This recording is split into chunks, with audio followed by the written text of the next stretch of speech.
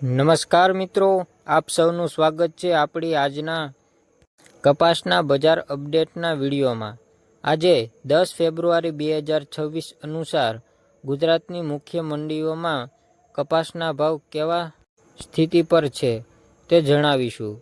જો તમે ખેડૂતો, વેપારીઓ અથવા ટેક્સટાઇલ ઉદ્યોગ સાથે જોડાયેલા છો તો આ રિપોર્ટ તમારા માટે મહત્વપૂર્ણ છે।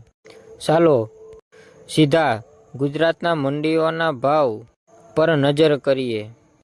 આ તમામ ભાવ ક્વિન્ટલ મુજબ છે। સૌપ્રથમ છે છોટા ઉદેપુર 7,725 રૂપિયાથી 8,060 રૂપિયા સુધીનો ભાવ।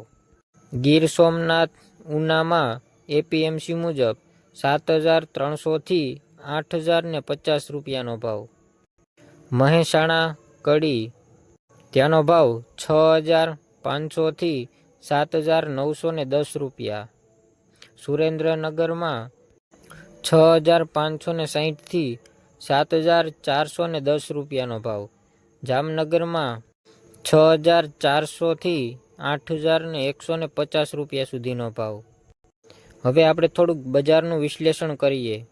હાલે આવેલું છે આજના ભાવનું વિશ્લેષણ। મોટા ભાગમાં બજારોમાં કપાસ 6,500થી 8,000 રૂપિયા પ્રતિ ક્વિન્ટલ વચ્ચે ટ્રેડ થઈ રહ્યો છે। ઉચ્ચ ભાવ ખાસ કરીને છોટાઉદેપુર અને જામનગર જેવા મંડીઓમાં જોવા મળે છે। કપાસ પગાર અને એમએસપી સંબંધી વાત।